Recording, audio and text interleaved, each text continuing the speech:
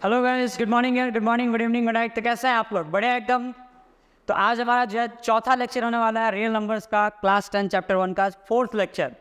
और fourth lecture में हम आज कंप्लीट करने वाले हैं अपना एक्सरसाइज 1.2 का डिस्कशन, जिसके अंदर हम सारे सवाल लाइन बाय लाइन सॉल्व करेंगे। ठीक, इसके पहले अगर आपको याद हो तो हम लोगों ने रिविजिटिंग इरेशनल नंबर का टॉपिक स्टार्ट किया था, जिसके अंदर जो है हमने प्रूविंग सीखा था कि रूट 2 को इरेशनल कैसे प्रूव करेंगे, रूट 3 को इरेशनल कैसे प्रूव करेंगे। तो उन्हीं चीज़ों के ऊपर अपना ये एक्सरसाइज बेस्ड है। तो अगर आपने अपना होमवर्क किया हो, होमवर्क कंप्लीट किया हो, तो अगर याद है मैंने होमवर्क दिया था, होमवर्क क्या दिया था मैंने 1.2 खुद से अटैम्प्ट करना कहा था ना। जिन लोगों ने अटैम्प्ट किया, अगर आपसे सॉल्व हो गया तो बहुत अच्छी बात है। सॉल्व नहीं हो पाया है, ठीक है, तो उसका सोल्यूशन जो है आज हम कंप्लीट करने वाले हैं यहाँ पे। Clear sir? तो आइए शुरू करते हैं यार फटाफट सर। तो आज का हमारा पहला सवाल है, prove that root 2 is irrational. आपको साबित करना है सर कि रूट 2 जो है रूट 5 है ना, रूट 5 है। हाँ जी, रूट 5 इरेशनल नंबर है। कैसे प्रूव करेंगे? ठीक है, चलिए आइए देखते हैं। तो अगर स्टेप याद हो तो सबसे पहला स्टेप हमारा होता है let root 5 be a rational number. क्या हो गया, इसे हमने मान लिया ये रैशनल नंबर। अच्छा, याद है ये कौन सा मेथड से प्रूव होता है? कॉन्ट्राडिक्शन, है ना। कॉन्ट्राडिक्शन मेथड से प्रूव होता है। Let root 5 be a rational number. अच्छा, अगर रूट 5 रैशनल नंबर है सर, तो अगला स्टेप मेरा होना चाहिए कि रूट 5 जो है पी बाई क्यू के फॉर्म में होगा। क्यों? क्योंकि रैशनल है ना। और यहाँ पे आपको लिखना है सर कि पी एंड क्यू आर को प्राइम्स। यहाँ पे इंटीजर नहीं लिखेंगे, नहीं। इंटीजर कब लिखना है सर? जब प्लस में आ जाए, है ना। रूट 5 प्लस समथिंग आ गया, 2 रूट 5 आ गए, इस टाइप की चीज़ें हैं तब। ठीक है, यहाँ पे क्या लिखा? Root 5 is equal to p by q, p and q are coprimes. Done. Next part में क्रॉस मल्टीप्लाई कर दो, तो ये क्या हो जाएगा आपका? Root 5 into q is equal to p. अब अगले स्टेप में रूट 5 का स्क्वायर हो जाएगा 5, क्यू का स्क्वायर हो जाएगा क्यू स्क्वायर, और पी का स्क्वायर हो जाएगा पी स्क्वायर। डन। क्या किया आपने यहाँ पे? आपने यहाँ पे किया S B S. S B S क्या होता है? स्क्वायरिंग बोथ साइड्स, दोनों साइड स्क्वायर कर देना आपको। क्लियर? चलिए, सो यहाँ से आपको समझ में आएगा, है ना, खेयर। या फिर आप एक और वर्ड इस्तेमाल कर सकते हो ईयर की जगह, है ना। अगर आपको कुछ चेंजेस करने, बदलाव करना चाहते हो ना, तो आप ये भी लिखें क्लियरली, है ना। क्लियरली चीज़ दिख रहा है कि 5 जो है वो डिवाइड करेगा किसको? 5 डिवाइड्स पी स्क्वायर। कैसे? अगेन वही बात आपको बताया था ना 30 वाला एग्जाम्पल कि 2 3 5, 2 से भी 30 डिवाइड होगा, 3 से भी डिवाइड होगा, 5 से भी डिवाइड होगा। इसका मतलब कि इज इक्वल टू में जितने नंबर है सबसे डिवाइड होने वाला है ये। तो इसके इज इक्वल टू में पी स्क्वायर के इज इक्वल टू में यहाँ पे पी 5 है और क्यू स्क्वायर है, तो मतलब क्या ये दोनों से डिवाइड हो जाएंगे। क्लियर? दोनों से डिवाइड होगा, तो 5 से 3 डिवाइड हो रहा है, तो हमने लिखा 5 डिवाइड्स पी स्क्वायर। अब थ्योरम याद है, अगर 5 जो है पी के स्क्वायर को डिवाइड कर रहा है, इसका मतलब 5 जो है पी को भी डिवाइड करेगा। तो यहाँ पे लिखना है देयरफॉर 5 डिवाइड्स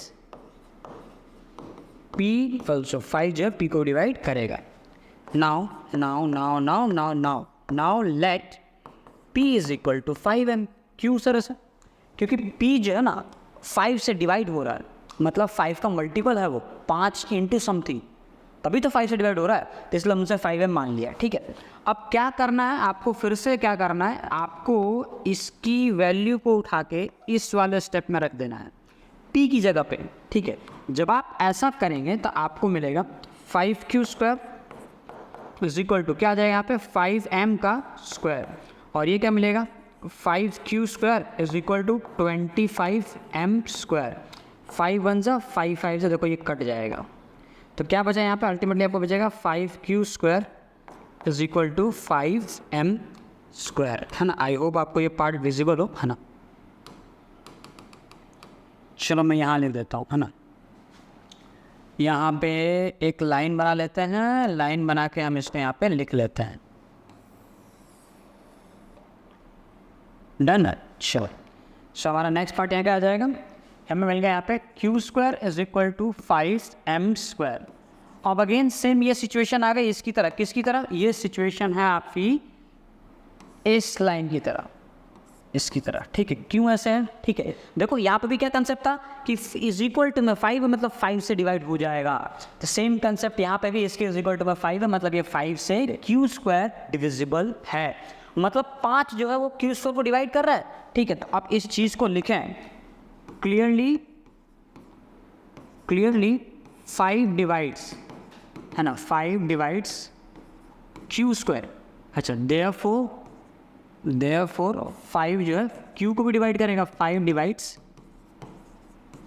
Q ऑल्सो, 5 जो है Q को भी डिवाइड कर देगा। समझ आ गई बात?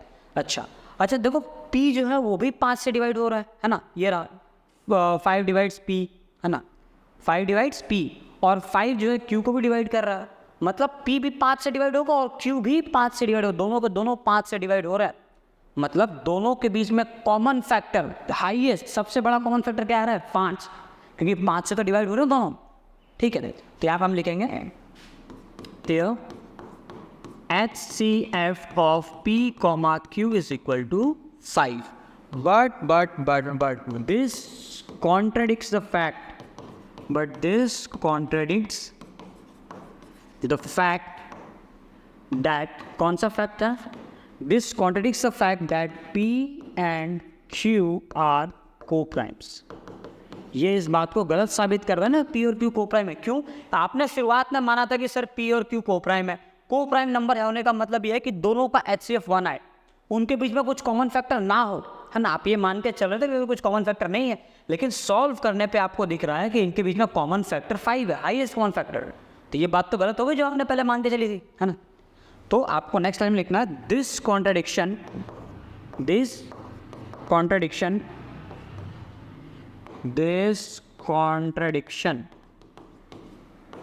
has arisen due to our wrong assumption. अब इस लाइन को मैं दोबारा नहीं लिखूंगा, है ना, बार बार, है ना, इसमें मैंने एग्जाम्पल में लिख के दिखा, ये लाइन आपको सेम टू सेम ध्यान रखना है। This contradiction has arisen due to our wrong assumption. Therefore क्या हो जाएगा? √5 इज irrational. ठीक है, समझ आ गया? Therefore √5 is irrational. Hence proof. आप यहाँ पे लिखें और इस चीज़ को आगे बढ़ें। क्लियर? चलो अगला सवाल क्या है हमारा? 3 + 2√5, इसको प्रूफ करना है irrational। कैसे करेंगे? अगेन सेम तरीका है। मान लो लेट 3 + 2√5 बी रैशनल नंबर। इसको मान लिया हमने कि एक रैशनल नंबर है। डन क्या? अब अगर ये रैशनल नंबर है, इसका मतलब कि 3 + 2√5 जो है सर ये P/Q के फॉर्म में आएगा? बिल्कुल आएगा। अब P/Q फॉर्म में आएगा तो आपको क्या लिखना है? P and Q are coprime नहीं, यहाँ पे आपको लिखना है integers. P and Q are integers. Done? क्यों? क्योंकि ये मैंने बताया जो प्लस और माइनस वाला हो, इंटीजर्स लिखना है आपको यहाँ पे। अब नेक्स्ट पार्ट में इस 3 को इधर शिफ्ट कर दो, तो 2√5 is equal to P/Q minus 3 आ जाएगा। एंड नेक्स्ट पार्ट में √5 is equal to P minus L से मिलो, क्या हो जाएगा? 3Q/Q। एंड 2 को नीचे शिफ्ट करेंगे तो क्या हो जाएगा? √5 is equal to P minus 3Q/2 नीचे आएंगे और ये होगा 2Q। अब ध्यान से देखना, हम यहाँ पे लिखेंगे here P minus 3Q/2Q is rational. ये रैशनल है। क्यों रैशनल है जरा समझो। ये रैशनल क्यों है? क्योंकि ये रैशनल इसलिए है क्योंकि P और Q क्या है? इंटीजर है। P and Q are integers. Done? P and Q are integers. P और Q इंटीजर है ना, और इंटीजर में से इंटीजर घटाओगे इंटीजर ही आएगा, ठीक है। और इंटीजर डिवाइड बाय इंटीजर एक रैशनल नंबर आता है, तो ये एक रैशनल नंबर हो गया, ठीक है। अब जरा बात समझो, ये रैशनल है ना, और हम जानते हैं कि ये इरैशनल है। तो एक रैशनल और एक इरैशनल कभी भी बराबर नहीं होते हैं। लिखो एंड वी नो दैट, ये तो रैशनल है, and we know that √5 is irrational. Done? √5 क्या है? इरैशनल है, ठीक है।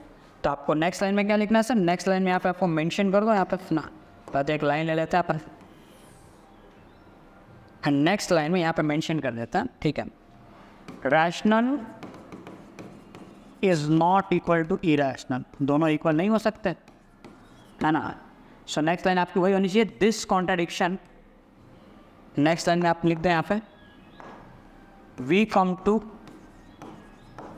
Contradiction. We come to contradiction.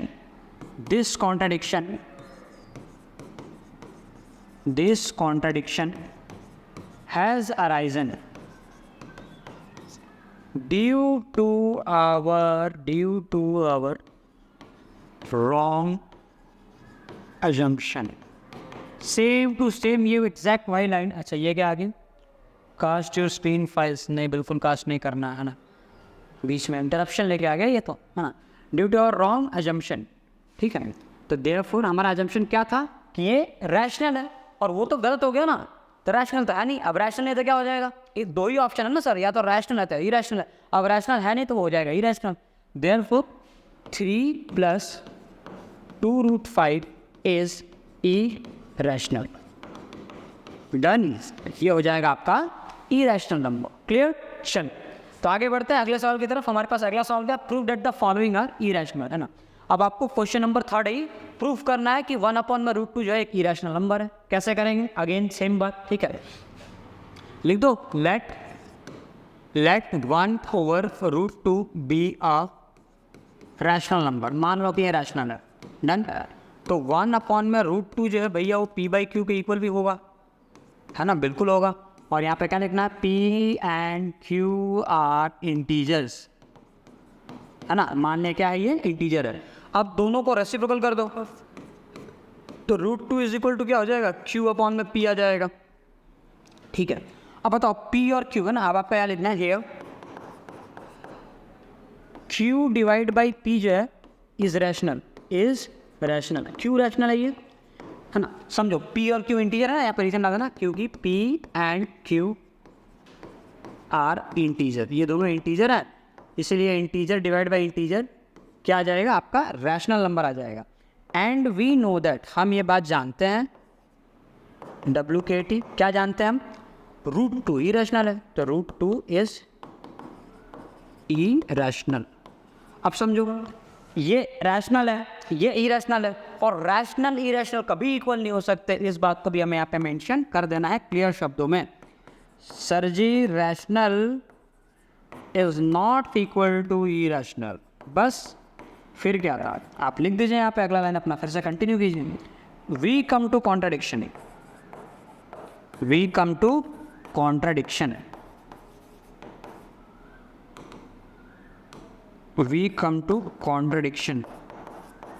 Done. और अगला लाइन क्या है, दिस कॉन्ट्राडिक्शन वाली लाइन है. ठीक है, अब ये आप पूरा लिख लेंगे, मैं छोड़ दे रहा हूँ उसका ना. This contradiction has arisen due to our wrong assumption. ठीक है, और हमारा एजम्पशन क्या था, 1/√2 रैशनल है. और अगर 1/√2 इरैशनल है ना, रैशनल है ये चीज़, है ना. ये गलत माना हमने, 1/√2 रैशनल है, ये बात गलत है. तो सही क्या है, 1/√2 इज इरैशनल. ठीक है, तो नेक्स्ट हमें लिख देना आपको, देयरफॉर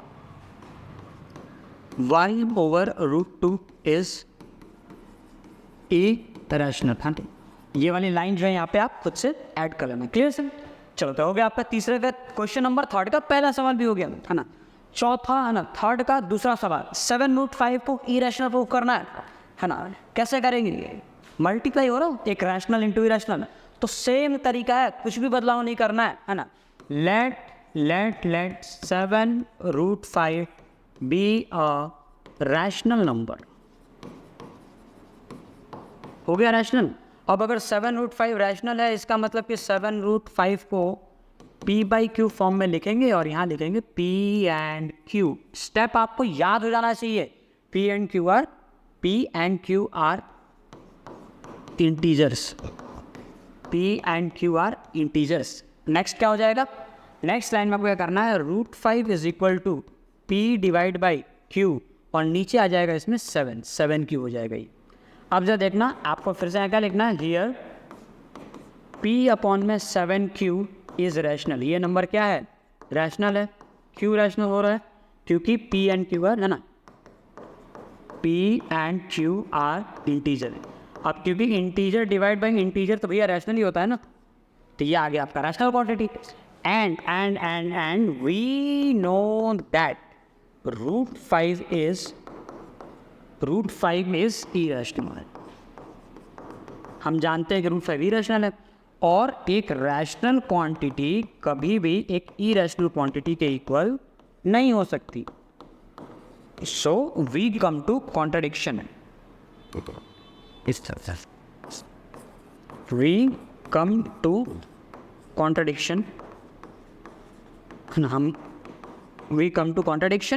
है ना। एंड उसके बाद क्या लिखना है आपको, दिस कॉन्ट्राडिक्शन वाली लाइन फिर से रिपीट करना है, this contradiction has arisen due to our wrong assumption. और हमारा अजम्पशन था कि ये रैशनल है और ये रैशनल अजम्पशन गलत हो गया, रैशनल नहीं है, मतलब क्या हो जाएगा, इरेशनल। तो लास्ट में आपको यहाँ पे मेंशन कर देना है ना, यहाँ पे लास्टली आपको मेंशन कर देना, therefore 7√5 is irrational, 7√5 is irrational। हो गया समझ आ गई चीज़ है ना। Therefore 7√5 is irrational। Question number 3 में 2 सवाल हमने खत्म कर लिए। तीसरा सवाल भी है कि हाँ बिल्कुल 6 + इंटू कर लेंगे, सवाल ये कर लेंगे क्या है, चलो बता ही दे रहा हूँ है ना। इस बार हल्का हल्का थोड़ा ना लाइटली कर लेंगे। देखो तो हम फिर से लिखेंगे, लेट थोड़ा फास्ट करते हैं, let 6 + √2 be a rational number. ठीक है, रैशनल मान लिया सर। अब अगर ये रैशनल है इसका मतलब ये p/q फॉर्म में होगा, बिल्कुल होगा। तो therefore 6 + √2 is equal to p/q लिख देंगे हम। और यहाँ पे क्या लिखेंगे, p and q are integers. Done. Next line में क्या करना है sir, √2 is equal to p/q -6 कर दो, √2 is equal to p - 6q/q कर देना। ठीक है, और आपको लिखना है यहाँ पे कि here p - 6q/q is rational. ये रैशनल है ना। रीज़न क्या फेंक के मारेंगे आप, रीज़न आपको देना होगा p and q are integers. तो p and q are integer है, ये इंटीजर्स हैं, इसलिए ये क्या हो जाएगा, rational quantity. And we know that, हम क्या जानते हैं, and we know that √2 is irrational.